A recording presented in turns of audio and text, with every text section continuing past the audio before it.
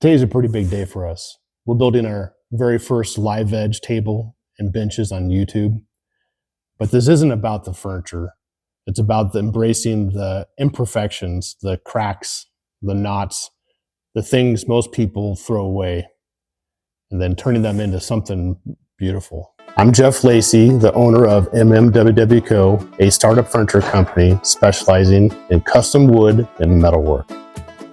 Today we're starting our very first big project, a live edge dining table with live edge benches.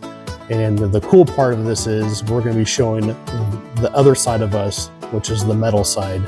And we'll be talking to Tony at Unlimited Welding, and we will go through the steps of us making our metal legs. So here we go.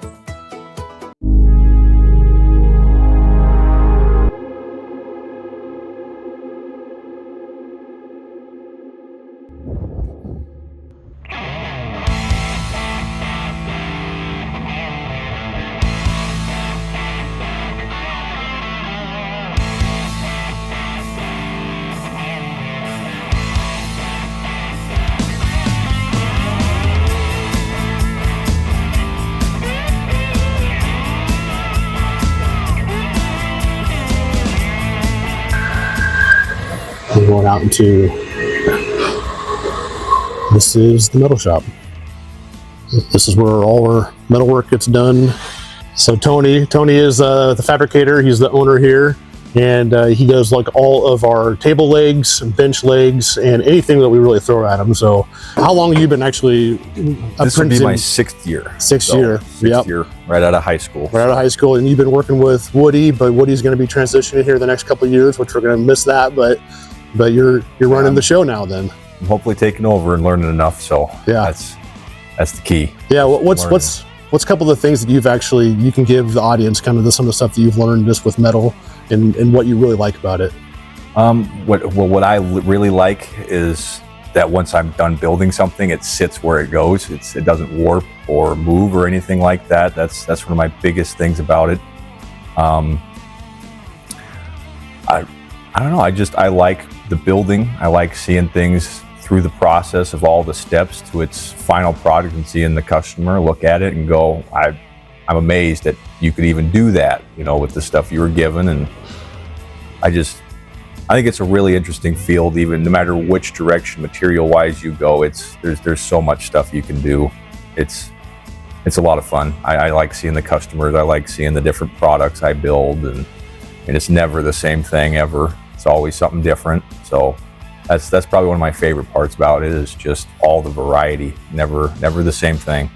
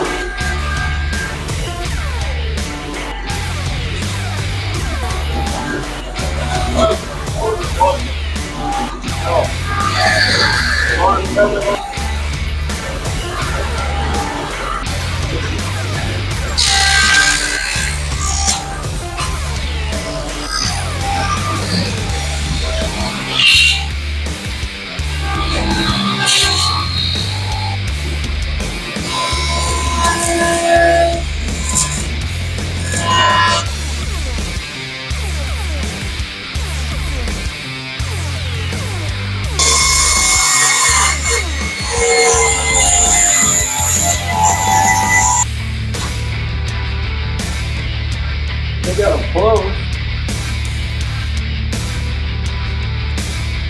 Then probably 16.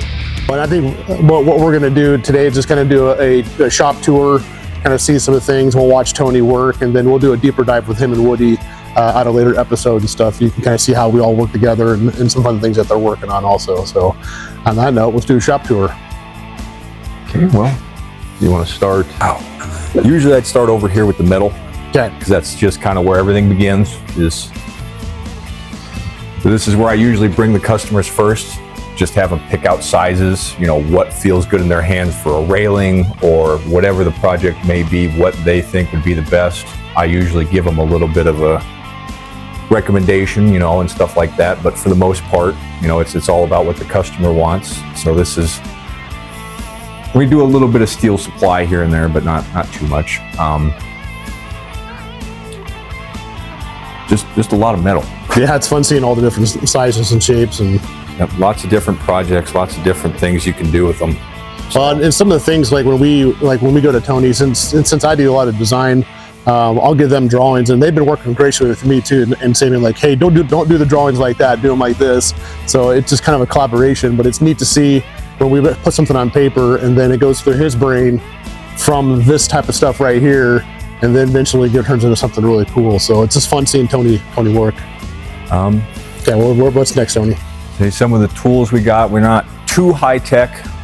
My boss likes to call us modern day blacksmiths. We're not truly welders, we're not blacksmiths either. So we do a little bit of iron working, you know, bending stuff. We do have a bender and a couple of rollers for doing stuff like that. So we do some of that work. A lot of welding. This is your iron worker. This is what you can use to chop your plates down to size. You can also notch out different rectangle shapes. It's got your hole punch for punching holes. All things up from, I think it does 1/4 inch all the way up to 1 1/16. We got a nice, I'm trying to think, this isn't a cold saw. This is just your regular band saw. Yeah, this is what he was cutting our legs on with. You can see the blade, and not too high tech, but it does quite a few different angles. We got a nice semi-heavy plate bender, so we can do a couple of different bends with this thing. It does have a small motor, but most of it is hand operated. If I can get on a roll a little bit there. So that's great.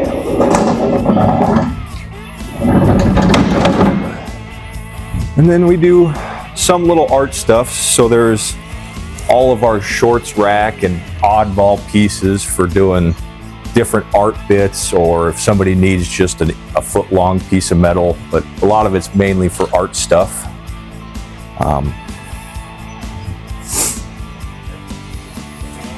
We do have a 3-phase TIG stick machine. How old is this machine? You gotta guess. Probably the 80s. Yeah. If not older, probably. Still works. It's a water cooled and everything, so it's a heavy machine. Probably one of our heaviest welders here. Do all sorts of stuff with that one.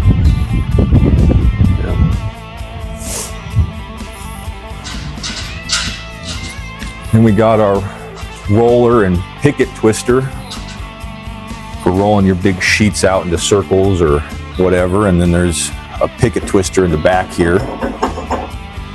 And that all runs off a 3-phase machine. So it's. And when you say a picket twister, that's for like railings. Yeah, say you're railing because you got your main post, and then you'll have all your small spindles in the middle. Those are what we call pickets, and sometimes people will want those twisted in whatever shape they want. So there's that. A lot of the heating we don't have any forges or anything. A lot of what we use is just propane torches and stuff like that for heating our metal, and then bent by hand. So that's where some of that modern blacksmith comes into. We do a little bit of plasma torching here, a lot of freehand stuff mainly, because we don't have any of the big tables or anything like that. So are you ever going to want to get a big table? Anything like that? Is that something you're into? It'd be convenient. It'd be convenient. I'd have to know that the work's there, because there's quite a few guys doing laser cutting around the area that I go to them for stuff like that. So, but no, it'd be nice. It'd be kind of fun to have for different art projects and stuff like that. You know, getting to cut out whatever I'd want. This is kind of an interesting little project here that we just did for a lady. It's a grab rail for her stairs, but she actually likes the look of rust. So we had to rust all this steel with a concoction of salt and peroxide. And so then we're gonna paint it with a clear coat so it leaves all that rust look in there. And that's just one of the weird things we do for some customers that's just not normal. Into this big crevice right here, so we'll see if I can get all this right here in there. But as you can see, it is fairly deep, so I'm gonna go ahead and, well, I guess this Kurt got a lot in there, so we'll see.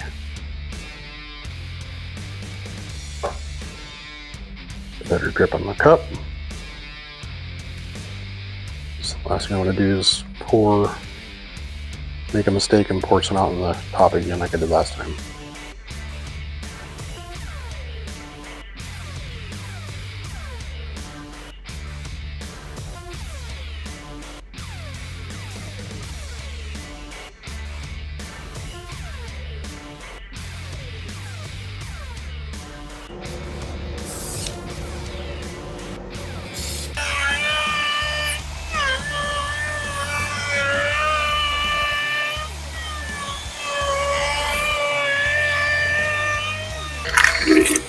All right, we have a cool little tidbit here, just a little extra bonus stuff here. So Dustin came and grabbed me and he wanted to show me this piece of wood, and he taught me something today that I thought was really cool, and I think you guys would probably like to hear and see also.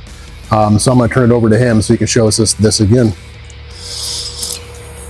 Part of a little video I watched the other night about different character pieces in the wood we work with.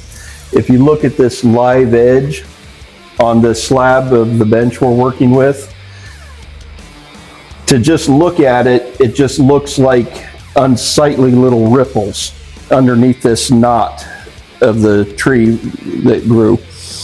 But after we finished it, what it actually reveals all of that ribboning inside of the slab. And that's that unique character that we like to see inside the slab. All of this ribboning, the tree grew up this way. This was a branch that came off, and the weight of this branch pushed down, creating these compression rings. And these compression rings is that ribboning, giving it that iridescence in the lumber. So that's pretty cool, because we've worked with a lot of black walnut, a lot of different other species, and I've seen those ribbons for a long time. I've always looked for them, I thought they're great, but I never really knew how or why those were made until today. So that's really cool. Dustin, thank you for the little tidbit. So, all right, hope you guys like that.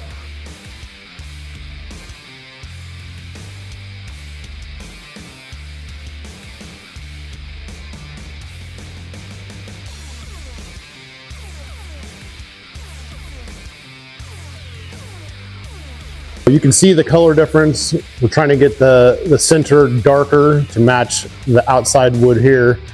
And we're gonna do another coat over all this, which would be 2 coats on the center and 1 on the outside to get those hopefully match a little better.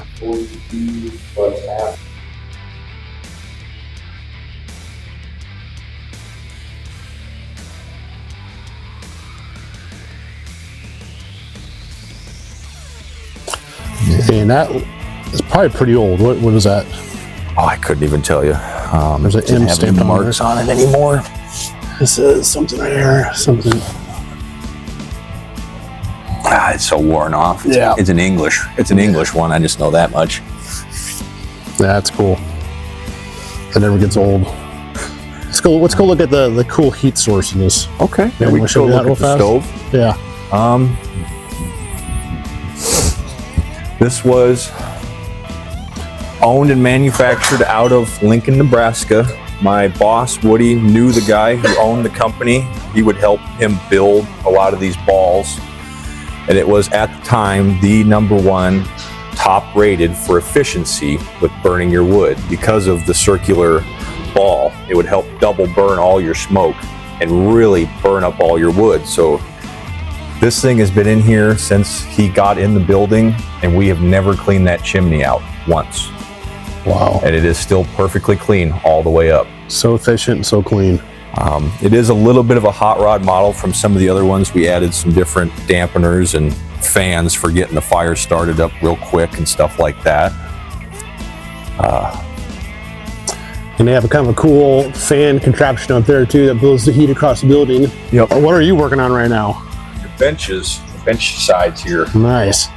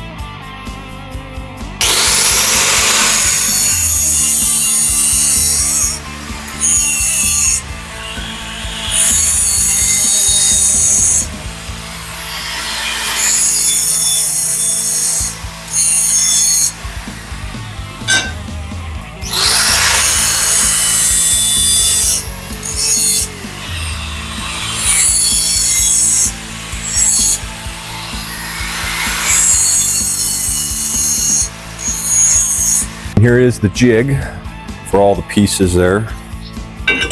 So there's, so we can show them all the pieces kind of set up, and then I got one, two of them finished there. We can show them some finished ones too. Yeah.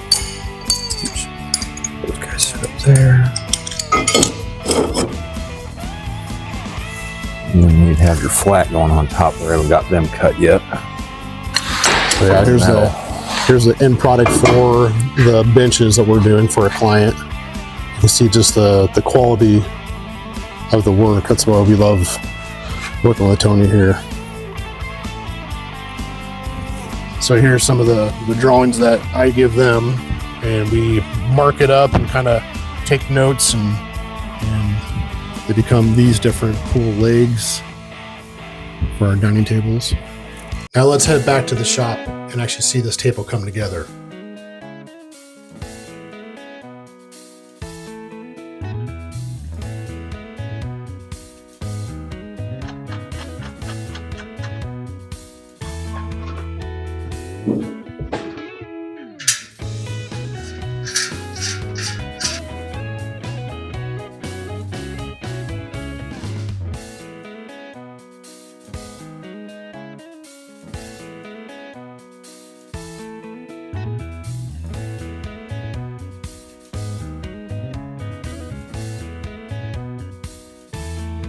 Those are the legs for the table right there, the steel legs. So here's the bottom of it poking through. Bottom side up for now. Just to set it down and wait. No. Let's keep going. No, you want you to stand there and just hold it. But the epoxy is so much heavier. I don't know how much. They know it's thicker. Okay. Okay, so do you guys need help? Jeff and I were able to spin it in the air to go. Camera? And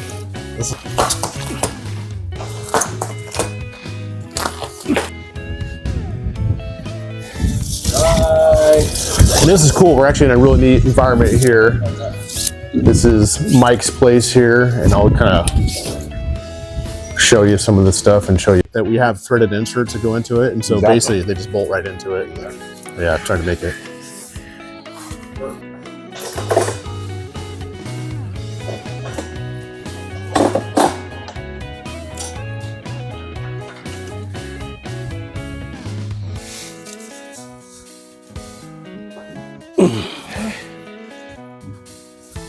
Yeah, then that's the character we love. Yeah. Again, so what is your first impression of the table right here? Unbelievable. Wonderful. Beautiful. Very good. exactly what I wanted. Look good. We thank you for letting us do a project with you. Thank you. And letting us film this and kind of deliver it. And you have a very nice shop here and cool cars and all the memorabilia stuff. It's just really neat. It's fun to be here.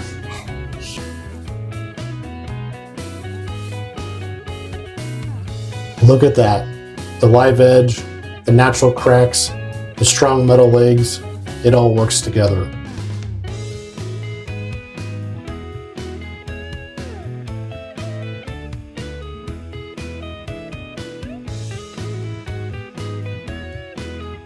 Next week, we're going to talk about design and also an 18-foot extension table. If this build encourages you, drop a comment with the word imperfections. I read every single one. Hit subscribe, ring the bell, come build with us. Let's get to work.